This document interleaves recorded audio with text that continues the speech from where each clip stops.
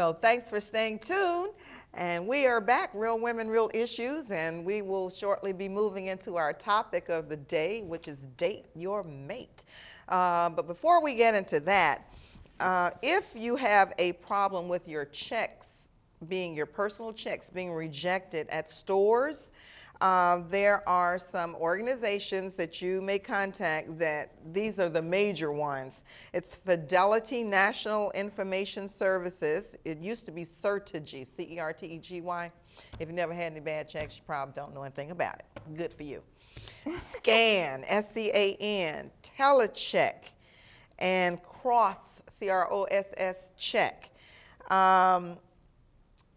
The number should be on the screen for you, but you can always, if you need more information, be sure to email us, realwomenrealissues@yahoo.com, and we will gladly respond with any information that you're seeking. Now, correct me if I'm wrong, you're giving them this information about the checks should they feel that their checks have been compromised. Now, if you're out there writing bad checks and you know you're writing bad checks, there's no need in you contacting SCAN, Telecheck, or anybody unless you're planning on getting it cleared up.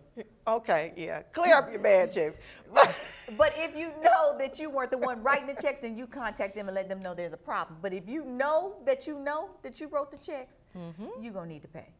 And we also had on the screen for you also the identity theft reporting agencies.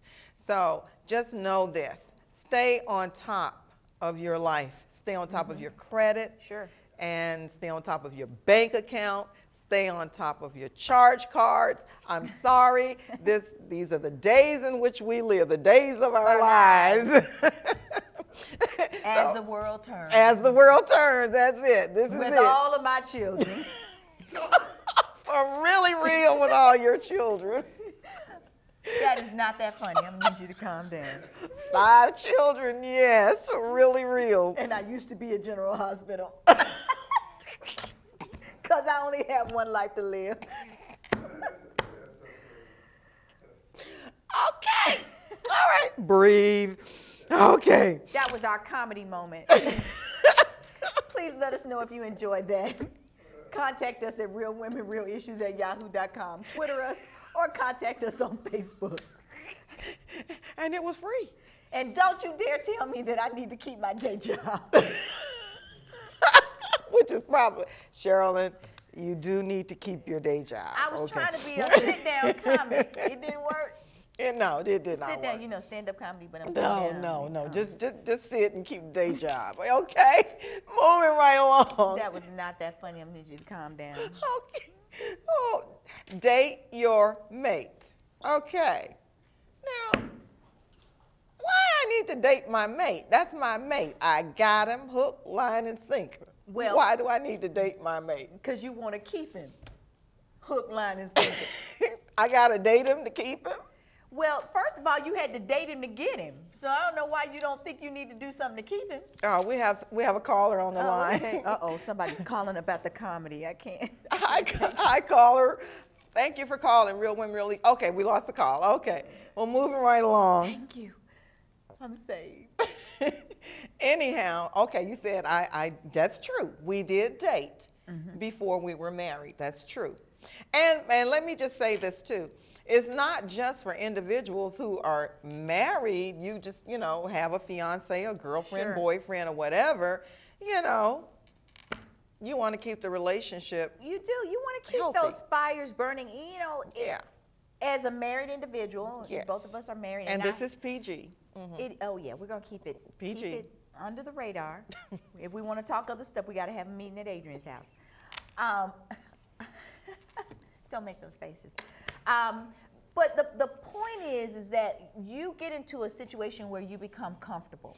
You know this person, they know you, they've seen, in the beginning when you're dating or you're newly married, you hide your flaws. After a while, you don't care about those flaws, you just let it all hang out wherever it's hanging. And it could be hanging. Drooping, sagging, whatever. And you're okay with that because the two of you are now one, you're committed, this is what you're going to do, and you never really think that you need to do something to keep the spark alive. Exactly. But you do.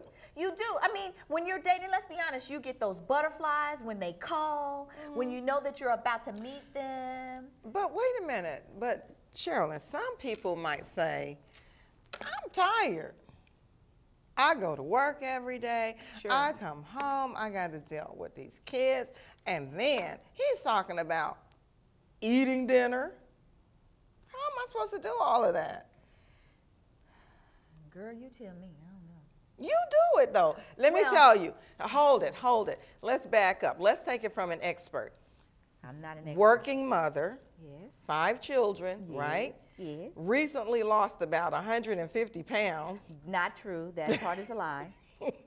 But she's looking very, very well these days, okay? So now you were able to put all of that together. You working with the children, and now I know you said you and your husband are having date nights. I wouldn't say that we are having date nights because it's really difficult when we have the 5 children. And, you know, my oldest child does a lot of babysitting, most of which by force. But I realize that it's difficult. So we don't have as many dating opportunities as perhaps we would like. But for instance, on Friday night, he's getting off work late. Brittany had to play at the school for a game. So the boys and Brittany are together. I have the 2 youngest children. He needs to leave work and pick them up from the school. He hadn't eaten all day. He was hoping to sit down somewhere and eat before he had to get them. It didn't happen. Do you want me to pick you up something? No. I just really feel like I want to sit down and eat. Well, I can meet you. You know, after dance class, I'll meet you. No, the kids really want to go home. He says, but you can meet me after we drop the kids off. So we drop them off at the house and we head back out and we go have dinner. Now that was a spontaneous, not planned anything, but we made an opportunity to just spend some alone time. And we didn't talk about much. We talked about work maybe, but it was something that we have not had the opportunity to do for a while. Whenever we go out together and we leave the kids, we're always going to do something generally for the kids. Going to find something for the kids, going shopping for the kids. So this one time we snuck away and we went to dinner and it wasn't about them. And I can honestly say that over the years, I have been one of those guilty people where I've gone to work and I've come home and I'm tired. And then I have to deal with the children. And then, you know, you're trying to get dinner ready and the clothes ready. And then you really don't feel like any time for the other person. Okay, well, we have a caller on the line. Hi, caller. Welcome to Real Women, Real Issues. Hi, ladies. How are y'all today? Great. How are you? Great. Hey, great show. Excellent topic. And I tell you, it is hard to, I agree with the teacher, it is kind of hard to date your mate, especially when you have children in the house. I tried to date my wife now that the kids are gone, but it seems like it's more difficult now than before. Maybe because we have busier life. But then every time we go out on a date or something, it seems like, you know, we always talking about what I did when I was younger, and we really enjoy each other's time. What recommendations would you have for that? You always talk about what you did when you were younger. Yeah, it's like when we go and we'll go on a date and we'll talk, and for a while we'll be having fun, and all of a sudden we get in a conversation and it's about, well, when you were young, you used to do this, you used to do this, you used to do that. And I'd be trying to tell them that, look, you know, this was like when I was young, you know, I'm older now. So that's kind of like in my past, but it seemed like it never rests. Oh, you got to get out the past. You got to live for the here and now. Well, if you don't mind me asking, what was it exactly that they were saying that you did when you were younger? Is it something that you can continue to do now? No, I grown out of that. You know, going out and partying. I used to be a person that liked to go out and party. Oh, okay. And now you don't like to go out and party, and your mate wants to go out and party. Yeah, and that's like totally opposite because. Oh my like, gosh. I used to party all the time when I was young. I mean, I partied like 7 days a week. Now it's like I'm burnt out from partying. And like now that the kids are gone, you know, my spouse, she want to go out and party. You know, she like to go out at least once or twice a month. And I don't want to go out at all. So it seems like we have a clash interest there. You have to drag me out kicking and screaming. So Do you want some spice in your life, or you don't want spice in your life? Yeah, I want spice in my life, but, you know, for me, you know, watching a nice movie, sitting back, watching a movie, eating some popcorn. I even going to a comedy club. It's fine with me. However, you know, like going out, because when you go out to a club, because we went out this past weekend, and I went to a club, it was nothing but women there. It was like 90% women. I mean, you know, I was with my wife. I didn't feel comfortable because all these women gazing at you. You walk by and they looking at you. Oh, my God. On you. Thank you, caller, for calling with that comment. I just wanted that the wife enjoy the evening, though. Right, because the whole purpose of dating your mate is to do things that your partner enjoys doing, and it will give you pleasure in making them happy, and then in turn they will also do things to make you happy. I just think that it's a reciprocating situation. So sometimes it sounds like the date should be an in-home date where you sit back and watch movies and eat popcorn. Sure. And then sometimes the date should be out of the home where you can go and dance a little bit or whatever the case may be. I'm just one of those kind of people that I do like to get out sometimes. I do like to get out sometimes.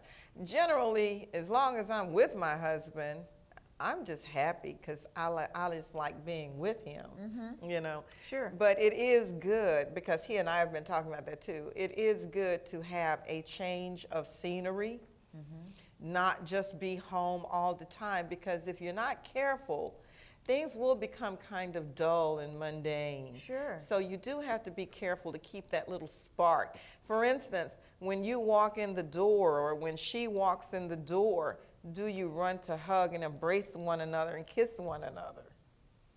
That's a good thing to do. It is a great thing to do. But if you live in my house, you have this little 3-year-old child that's saying, y'all are just nasty. Well, you know, my kids, my kids do us like that. They did us like that. They still do us like that. They'll say things like, "Oh, get out your boots. They're getting deep again." And, you know, they say things like that. But that's okay, because what I learned from that, my son in particular, has learned a lot from watching us. And when he became married, I found out that he practices a lot of the things that he saw in the manner in which my husband and I relate.